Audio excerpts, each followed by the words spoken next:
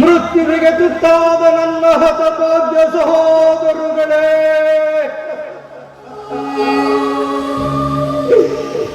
ನಿಮಗಿದೋ ನನ್ನ ನಿತ್ಯ ನೇಮದ ಸುಮಾಂಜಲಿಯನ್ನು ಅರ್ಪಿಸುತ್ತಿದ್ದೇನೆ. ಸ್ವೀಕರಿಸಿ, ನನ್ನನ್ನು ಆಶೀರ್ವದಿಸಿ. ಸೋಬಲರಾಜ ಶಬರಿ ದುರ್ಯೋಧನ ಮಾಡಿದ ಮೋಸಕ್ಕೆ ಉರಿಯುತ್ತಿಲ್ಲವೇ? ಅಂದು ನೀನು ಮಾಡಿದ ಶಪಥವೇನಾಯಿತು? ಏನಾಯಿತು ನಿನ್ನ ಶಪಥ?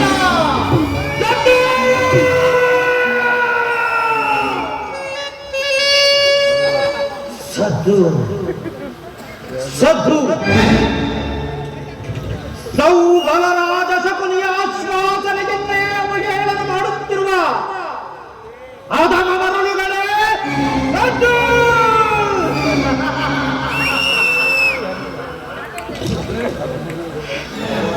ಏನಿ ಕುಕ್ಷಿ ಬಗೆಯ ಕುಹಕ ಕಂಠದ ಕರ್ಕಶ ಕೇಕೆ,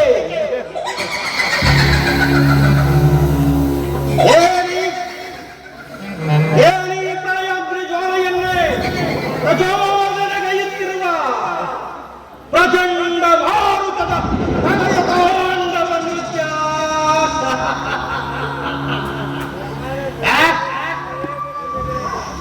ಅಖಂಡ ಭರತ ಖಂಡಕ್ಕೆ ಕುಹಕ ಕೂಟದ ಕುಕ್ಷಿಕತೆಯ ಪ್ರವೀಣ, ತಾತ್ಪರ್ಯದ ಮಹಾನಿಪುಣ,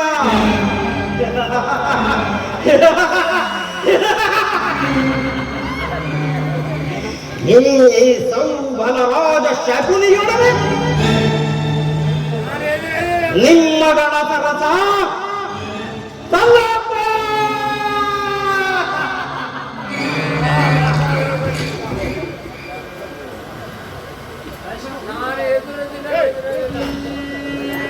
ಆದರೆ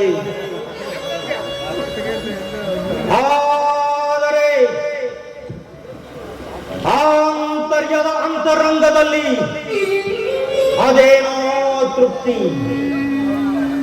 ಅದೆಂತಹದೋ ಶಾಂತಿ, ಅದೋ ಅನಪೇಕ್ಷಿತವಾದ ಧೈರ್ಯ. ಸೌಬಲರಾಜ ಶಕುನಿಯ ಗುಂಡಿಗೆಯನ್ನೇ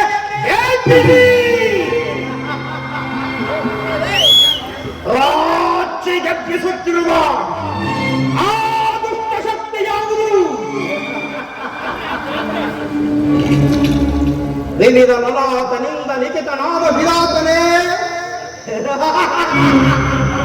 ಸಾಧ್ಯವಿಲ್ಲ.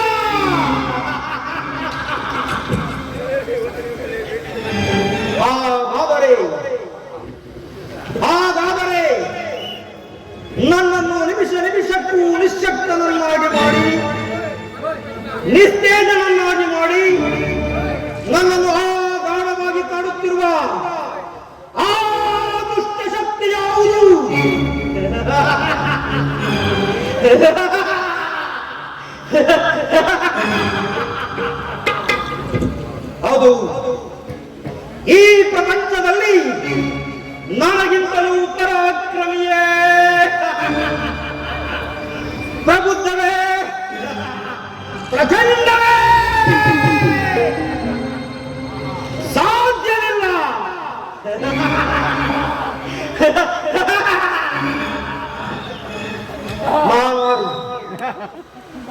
ನಾನು ಸರ್ವಂತ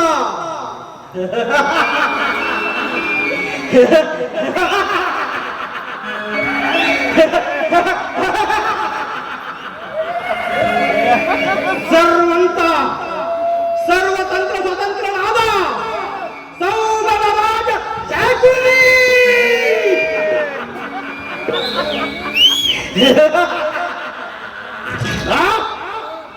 ಇಡೀ ಬ್ರಹ್ಮಾಂಡವನ್ನೇ ತಂಡೋಪತಂಡಗಳಿಂದ ಚಂಡಾಡಿಸಿ ದಂಡು ದಾಳಿಗಳ ಮಂಡಲ ನಾಯಕರ ಗಂಡನೆಯರ ಗಂಡಂದಿರ ಜತೆಯನ್ನೇ ಸೇರಿಸಿ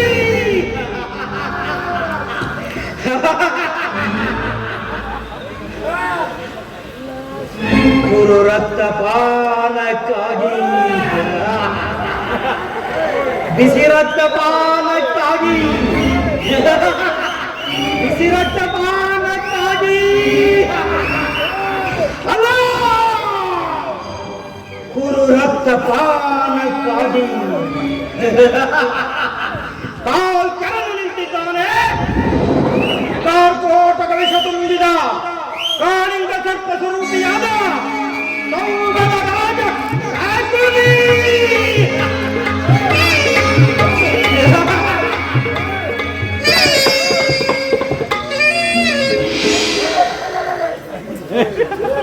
ಭ್ರಾಂತಿ ಭ್ರಾಂತಿ ನನಗೆಲ್ಲಿಯೂ ಭ್ರಾಂತಿ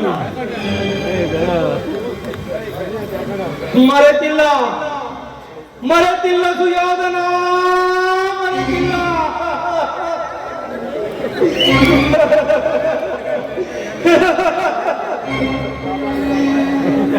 ಸುಯೋಧನ ಅಂದು ಅಂದು ನನ್ನ 99 ಮಂದಿ ಸಹೋದರರುಗಳನ್ನು ನನ್ನ ಜನ್ಮದಾತರನ್ನು ನಿನ್ನ ಆ ಕತ್ತಲೆಯ ಕಾರಾಗೃಹದಲ್ಲಿರಿಸಿ ಅವರಿಗೆ ಅವರಿಗೆ ಅವರಿಗೆ ನೀನು ನೀಡುತ್ತಿದ್ದ ಚಿತ್ರ ವಿಚಿತ್ರವಾದ ಹಿಂಸೆಯನ್ನು ಮರೆಸಿಕೊಂಡರೆ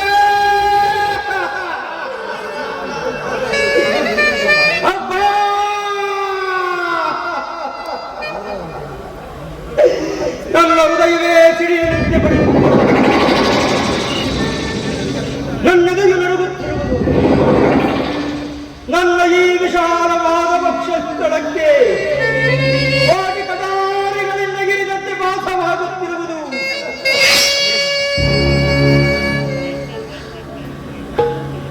ನನ್ನ ಕೈಕಾಲುಗಳು ಕಂಪಿಸುತ್ತಿರುವುದು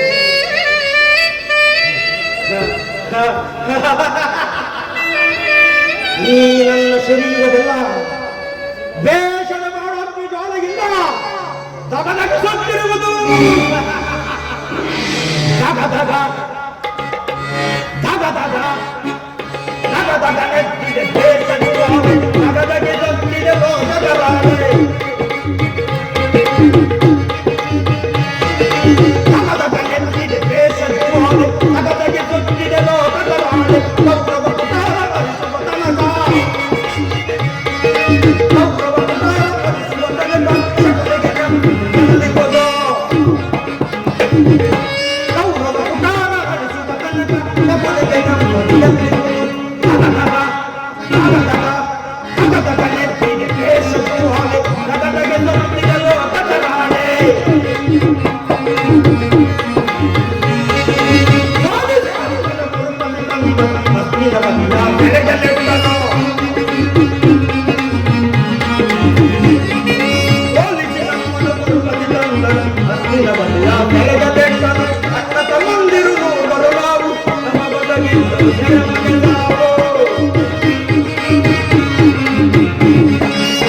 ಮಂದಿರು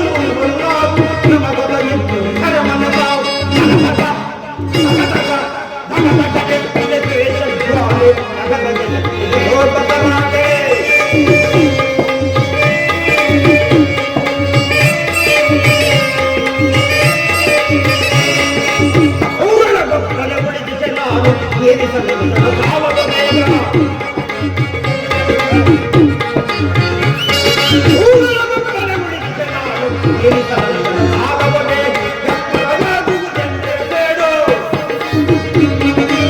ಎತ್ತರವಾಗುವುದೆಂದೇ ಬೇಡು. ಅಸಹನವೆಂದು ಗೌರವ ನಾಡು.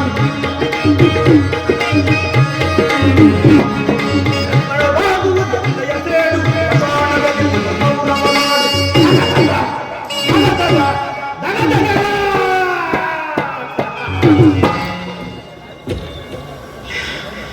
ದುರ್ಯೋಧನ ದುರ್ಯೋಧನ ಅಂದು ಆ ನನ್ನ ಹತಭಾಗ್ಯ ಸಹೋದರರುಗಳಿಗೆ ನೀನು ನೀಡುತ್ತಿದ್ದ ಒಂದು ಹಿಡಿಹನ್ನ, ಒಂದು ಹೊಳಲೆ ನೀರನ್ನು ಕೊಡುತ್ತಿದ್ದೆ.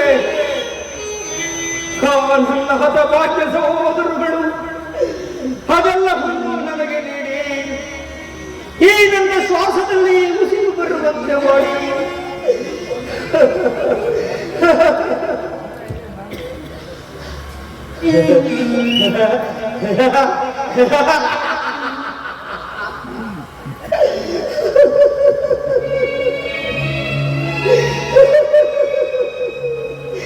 ಒಬ್ಬೊಬ್ಬರಾಗಿಯೇ ಮೃತಪಟ್ಟರು, ಒಬ್ಬೊಬ್ಬರಾಗಿಯೇ ಮೃತಪಟ್ಟರು, ಒಬ್ಬೊಬ್ಬರಾಗಿಯೇ ಮೃತಪಟ್ಟರು. ಆ ದಾರುಣ ವಿಚಿತ್ರವು ಈ ನನ್ನ ಚುಟಿಪಟಲದಿಂದಲೇ ಹರಿಯದೆ ಉಳಿದು ನಿರಂತರ ನಿರಂತರ ಕಾಡಾಗ್ನಿ ಜ್ವಾಲೆಯಿಂದ ನೊಂದು ಬೆಂದು ಪುರುಷನಾಗಿದ್ದೇನೆ. ಅಂದಿನಿಂದ ಈ ನನ್ನ ದೇಹವನ್ನು ಅಣು ಅಣುವಾಗಿ ತುಂಡರಿಸಿದರು. ಸೇಡಿಗೆ ಪ್ರತಿಕಾರಕ್ಕೆ ಪ್ರತಿಕಾರ, ರಕ್ತಕ್ಕೆ ರಕ್ತ ಎಂಬ ಆಶ್ಚರ್ಯದ ಹೊರತಾಗಿ ಆಕಾಂಕ್ಷೆಗಳು ನನ್ನರಸಲ ಸಾಧ್ಯ ಸುಯೋಧನ, ನನ್ನರಸಲಾಧ್ಯ. ದುರ್ಯೋಧನ ದುರ್ಯೋಧನ ದುರ್ನೀತ ದುರ್ಜಾತ ದುಷ್ಟ ದುರ್ಯೋಧನನೇ ಕೇಳು. ನಾನು ಸಹ ನಿನ್ನಂತೆಯೇ ನನ್ನ 99 ಮಂದಿ ಸಹೋದರಗಳನ್ನೊಳಗೊಂಡು ಏಕಚಕ್ರಾಧಿಪತ್ಯವನ್ನೇ ಸ್ಥಾಪಿಸಿ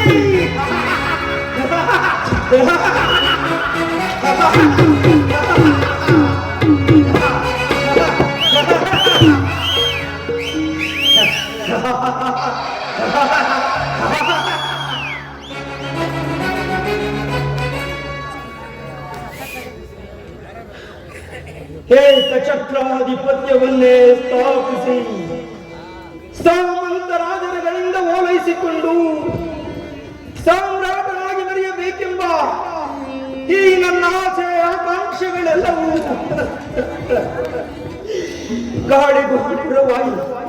ಗಾಳಿಗೋಪುರವಾಗಿ ಹೋಯಿತು ಸುಯೋಧನ.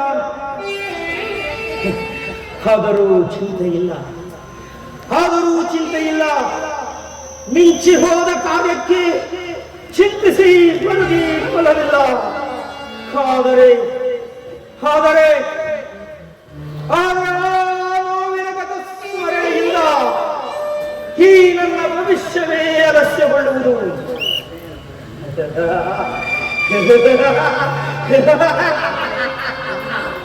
ಆದರೂ ಚಿಂತೆಯಿಲ್ಲ ಕೌರವೇಶ್ವರ, ಆದರೂ ಚಿಂತೆಯಿಲ್ಲ. ಅಂತೆಯೇ ನಾನು ನಿನ್ನೊಡನೆ ಸೇರಿಕೊಂಡು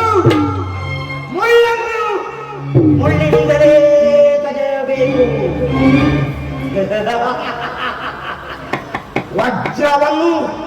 ವಜ್ರದಿಂದಲೇ ಛೇದಿಸಬೇಕು.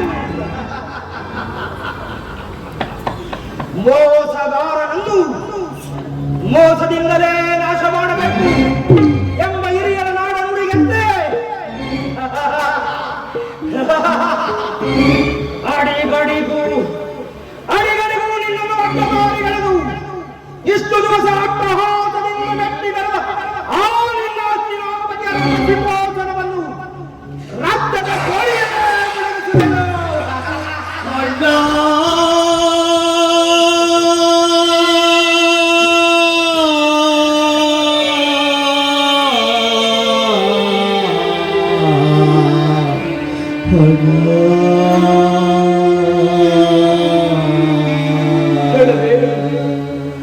ಕಳಬೇಡಿ ನನ್ನ ಹತಭಾಗ್ಯ ಸಹೋದರಗಳೇ, ಕಳಬೇಡಿ, ಕಳಬೇಡಿ, ಕಳಬೇಡಿ, ಕಳಬೇಡಿ, ಕಳಬೇಡಿ.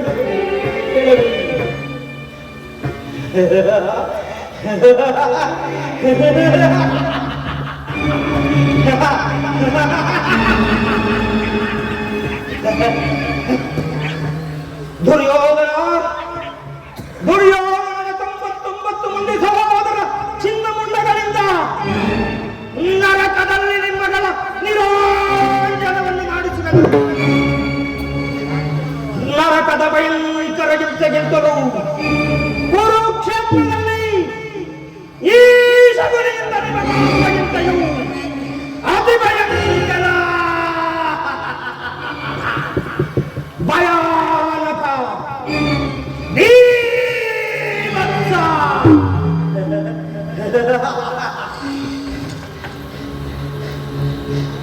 ತಾಯಿಯ ಕಣ್ಣೀರಿನಿಂದ ತೊಯ್ದು ಗುರು ಹಿರಿಯರ ರಕ್ತದಿಂದ ಕಳಂಕಿತನಾಗಿ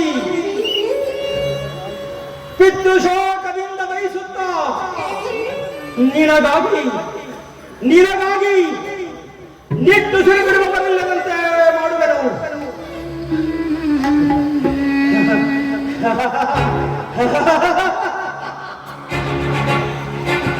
ಶಕುನಿ, ಶಕುನಿ, ಶಕುನಿ ಎಂಬ 3 ಅಕ್ಷರಗಳ ಅರ್ಥವೇನೆಂದು ಬಲ್ಲೆಯ ಮರುಳೇ? ಶ ಎಂದರೆ ಶಪಥದಿಂದ, ಹೂ ಎಂದರೆ ಕುತಂತ್ರದಿಂದ,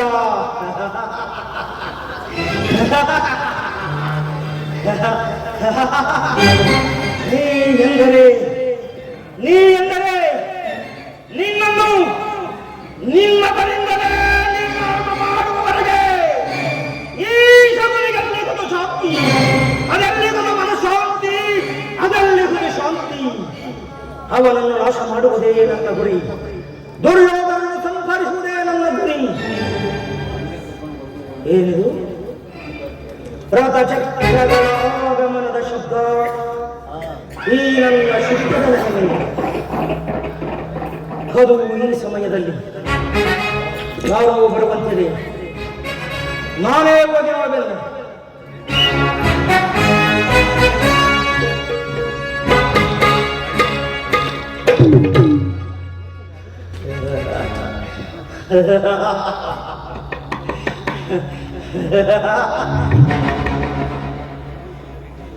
ದುರ್ಯೋಧನನೇ ಈ ಮಾರ್ಗವಾಗಿ ಬರುವಂತಿದೆ. ಬರಲಿ, ನಾನು ಅವನೊಡನೆ ಸೇರಿಕೊಂಡು ಸ್ನೇಹದಿಂದ ನಟಿಸಿ ನರಕದ ಮಾರ್ಗವನ್ನೇ ಹಿಡಿಸುವೆನು, ನರಕದ ಮಾರ್ಗವನ್ನೇ ಹಿಡಿಸುವೆನು. ಮಾರ್ಗ ನಿನ್ನವರಿಗೆ, ನಿನಗೆ ಅಲ್ಲವಯ್ಯ. ನಿನ್ನ ವೈರಿಗಳಾದ ಪಾಂಡವರಿಗೆ ಎನ್ನುವಷ್ಟರಲ್ಲಿ ಇಷ್ಟೊಂದು ಆತುರವೇ?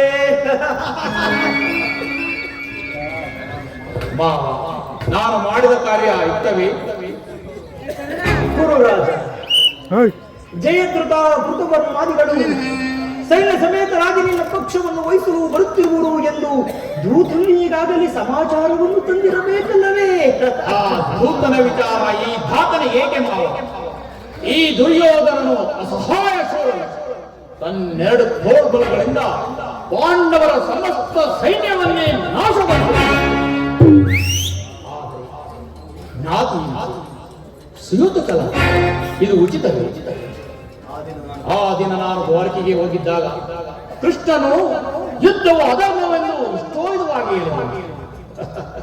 ಆದರೆ ನಿನ್ನ ಮೇಲಿನ ಅಭಿಮಾನದಿಂದ ಆತನ ಮಾತನ್ನು ಅಲ್ಲಿಯೇ ನಿರಾಕರಿಸಿದರು. ಕೃಷ್ಣನು ಕ್ಷತ್ರಿಯ ಜಾತಿಯ ಪರಮವೈರಿ. ಅವನ ಮಾತು ಪರಿಗ್ರಹಿಸತಕ್ಕಂಥ ವಸ್ತುವನ್ನು ಬಿಡಿಸು ಯೋಧನ. ಆದರೆ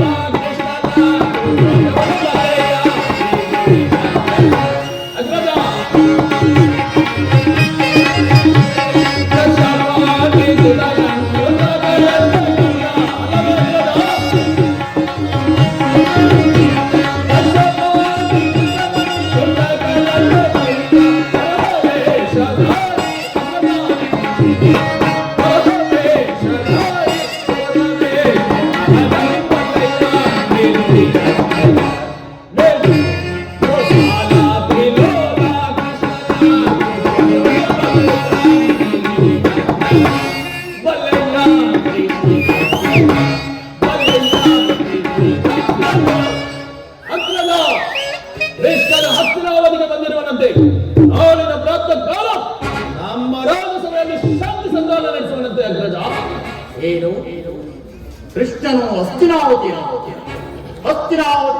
ಪಾವನವಾಯಿತು. ಹೋಗು ಸಹೋದರ, ಅತಿಥಿ ಸತ್ಕಾರಕ್ಕೆ ಸಿದ್ಧನಾಗು. ಸ್ವಾಗತಿಸಿ ಕರೆತರೋಣ. ಅಗ್ರಜಾಲಿದಗೆ ಯದುನಂದನನೋ ಅಗ್ರಜಾಲಿದಗೆ ಯದುನಂದನನೋ ದರಿದ್ರಾನ್ವಿತ ಗೆಳೆಯನಿಗೆ ರಗಂ ಸಲ್ಲಿಸಲು ಜಲಗುಡೀರಗ ಹೋಗಿಪ್ಪನೈ ಜಲಗುಡೀರಗ ಹೋಗಿಪ್ಪನೈ ರವಿಸದ ಸದನವು ಎನಗೆ ಅಗ್ರಜ.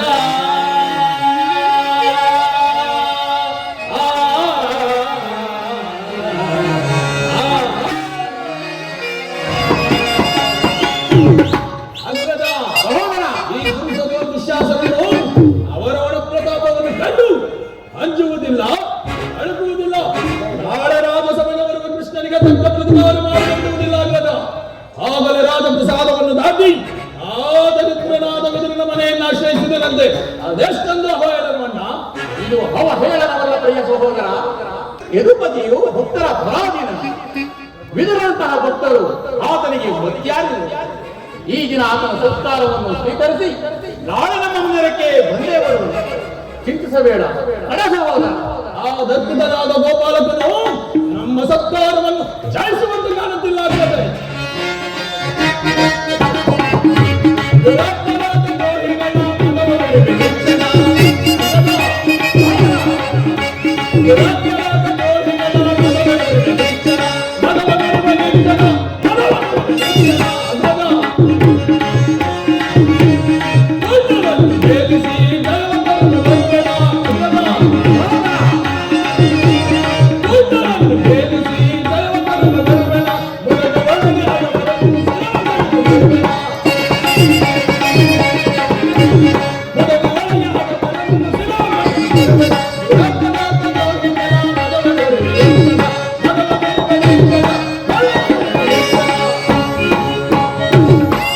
ಅಗ್ರಜ.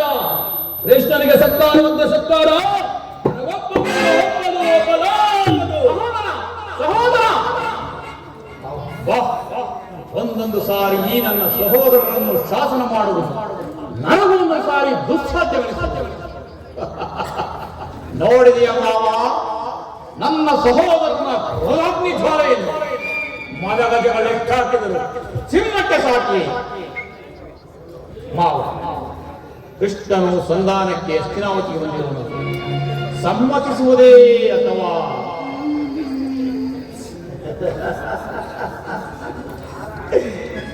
ಏನಿ ವಿಕಲ್ಪ ಬುದ್ಧಿಯ ಪ್ರಣಯ ವಿನೋದ ಗೆಳೆಯ. ಸಂಧಿಯ ಪದಿಂದ ಬಂದ ಬದುಕರಿ ಕೃಷ್ಣಯ್ಯ. ಬ್ರಹ್ಮಾಂಡವನ್ನೇ ನುಂಗಿ ನೀರು ಕುಡಿಯಬಲ್ಲ ಮಹಾಪ್ರಚಂಡ. ಅಲ್ಲವೇ ಹೋಗಿದ್ದರೆ ಕೌರವ ಚಕ್ರೇಶ್ವರನ ಈ ಮಹಾ ವೈಭವವನ್ನೇ ತೃಣೀಕರಿಸಿ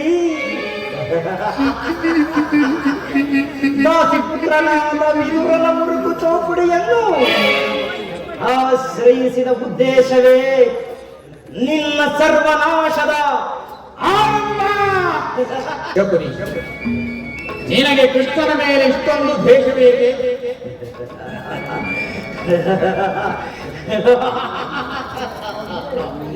ಅದಕ್ಕೆ ನೂರಾರು ಕಾರಣಗಳುಂಟು.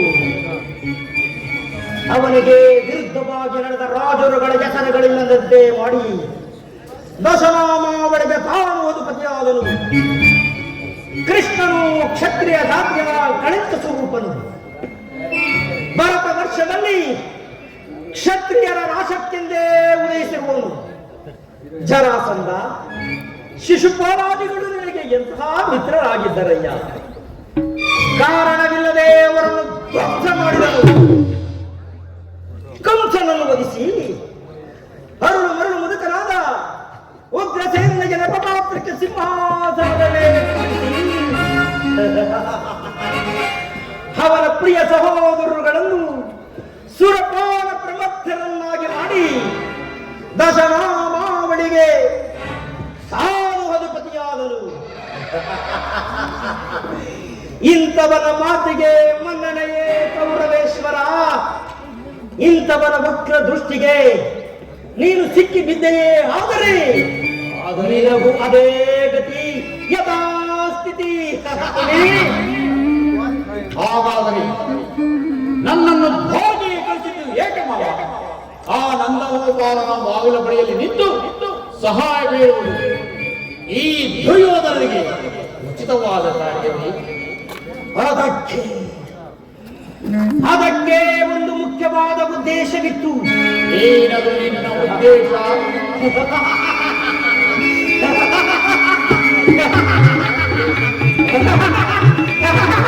ಕಾಳದ ಪದವಿಸಿದ ಅಲ್ಲನ್ನು ಕಿತ್ತು ಬಳಿಕ ಅದರೊಡನೆ ಸುಲಭವಾಗಿ ಸರಸ ಮಾಡಬಹುದಲ್ಲವೇ?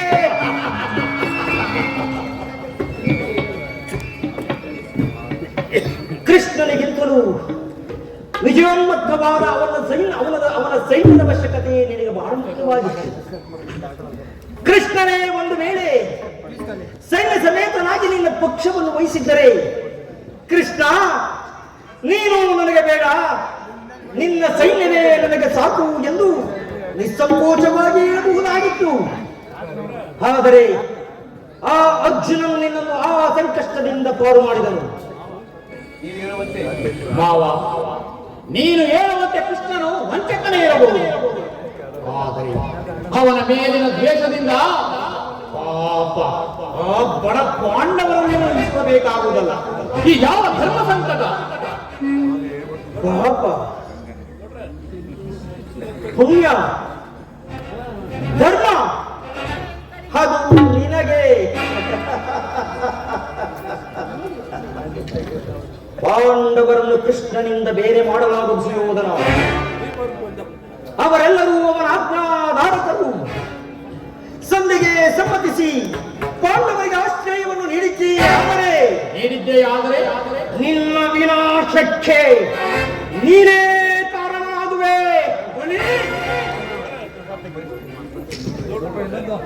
ಅಲ್ಲವಯ್ಯ, ಪಗಡೆಯಾಟದಲ್ಲಿ ಸೋತಾಗಲೇ ರಾಜ್ಯದ ಮೇಲಿನ ಅವರ ಹಕ್ಕು ನಷ್ಟವಾಯಿತು. ಮತ್ತೆ ಅವರು ಅದನ್ನು ಹೊಂದುವುದು ಎಂದರೇನು? ಕ್ಷತ್ರಿಯ ವೀರನಿಂದ ಅನುಭಕ್ತರಾದ ಕುರುಭೂಮಿಯ ರಾಜಲಕ್ಷ್ಮಿಯನ್ನು ಭಿಕ್ಷುಕರ ಯಾಜನಾಂಜಲಿಯಲ್ಲಿಡುವುದು ನಿನಗೆ ಉಚಿತವೇ ಸುಯೋಧನ? ಪಾಂಡವರು ರಾಜ್ಯಕ್ಕಾಗಿ ಹಂಬಲಿಸುತ್ತಿದ್ದಾರೆ. ರಣಕ್ಷೇತ್ರದಲ್ಲಿ ಚಲಿಸಿ ರಾಜಲಕ್ಷ್ಮಿಯನ್ನು ಕೈ ಹಿಡಿಯಲಿ. ಅದರ ಹೊರತಾಗಿ ದೇಹಿ ದೇಹಿ ದೇಹಿ ಎಂದು ಭಿಕ್ಷಾವೃತ್ತಿ ಏಕೆ ಮೇಲಿಂದ ಮೇಲೆ?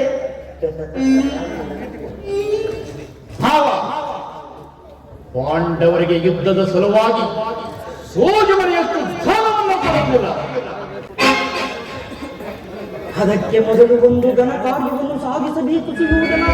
ಏನದು ಘನ ಕಾರ್ಯ?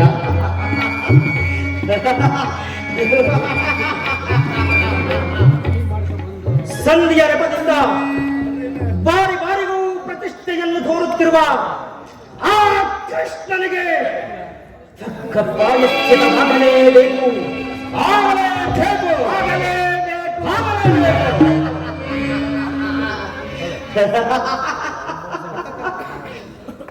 ಅದರಲ್ಲಿ ನನ್ನದೊಂದು ಮುಖ್ಯ ಸಲಹೆ ಸುಯೋಧನ. ಸಲಹೆ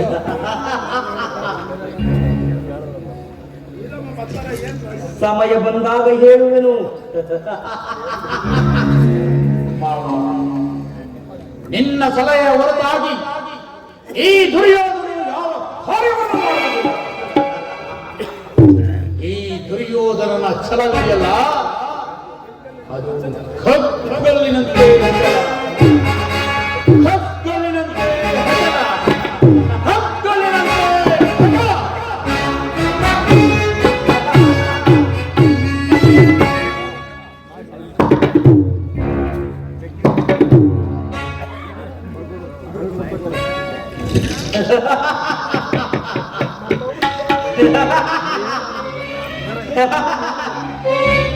ನನ್ನ ಸಲಹೆ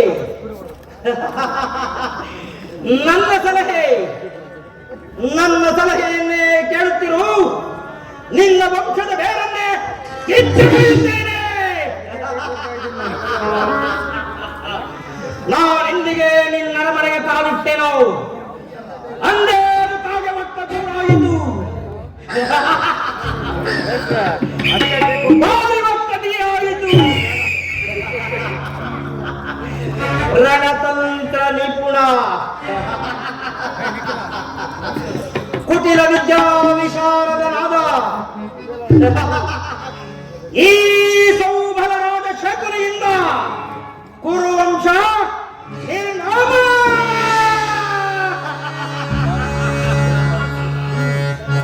ಈ ಶಕುನಿಯ ಕೈಯಲ್ಲಿ ಅಗೋಚರವಾಗಿ ನರ್ತಿಸುತ್ತಿರುವ ದಾಳಗಳು ಬರೀ ದಾಳಗಳಲ್ಲ,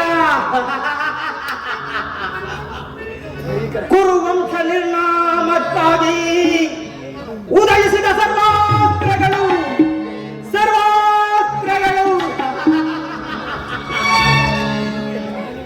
ನನ್ನನ್ನು ನಿನ್ನ ಹಿತೈಷಿಗೆಂದು ಬಯಸಿದೆಯಾ ಮೂರ್ಖ? ನಿಮಿಷಕ್ಕೂ ಕ್ಷಣಕ್ಕೂ ನಿನಗೆ ಸಲಹೆ ಸೂಚನೆಗಳನ್ನು ನೀಡಿ ನಿನ್ನ ವಂಶವನ್ನು ಉದ್ಧರಿಸಲು ಅವತಾರಿಸಿದ ಅವತಾರ ಪುರುಷನೆಂದು ಬಯಸಿದೆಯಾ? ಕುರು ವಂಶವನ್ನು ನಿರ್ಮೂಲನ ಮಾಡುವುದಾಗಿ ಶಪಥವನ್ನು ಕೈದಿರುವೆನು. ಕುರು ವಂಶವನ್ನು ನಿರ್ಮೂಲಗೊಳಿಸ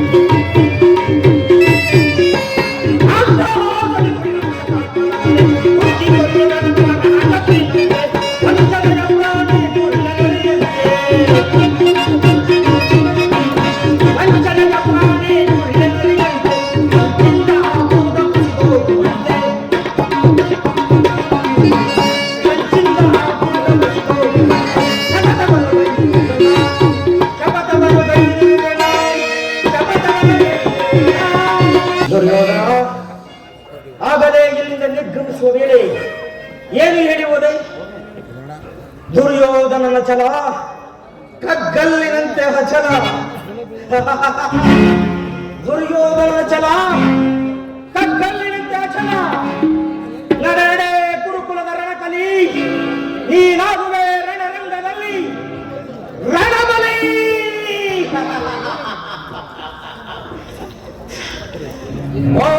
ಗರಿಯುವ ಬಿರುಗಾಳಿಗೆ ಸೇಡಿನ ತಾಳ್ಮಾಡವನ್ನೆಬ್ಬಿಸಿ ಬೇಸಗೆಯ ಮಿಂಚಿನಂತೆ ಸಂಚರಿಸಿ ಆರ್ಪಡಿಸಿದ ಗುಡುಗು ಸಿಡಿಲುಗಳಿಗೆ ಈ ಭೂಮಂಡಲವೇ ತಿರಿಯುವಂತೆ ಮಾಡಿ ಈ ನಿನ್ನ ಕುತಂತ್ರಿಯಾದ ಶಕುನಿಯ ಕುತಂತ್ರದ ವಿಷದ ಕಡೆಗೆ ಸಿಕ್ಕಿ ಕೊಚ್ಚಿ ಹೋಗುವೆ.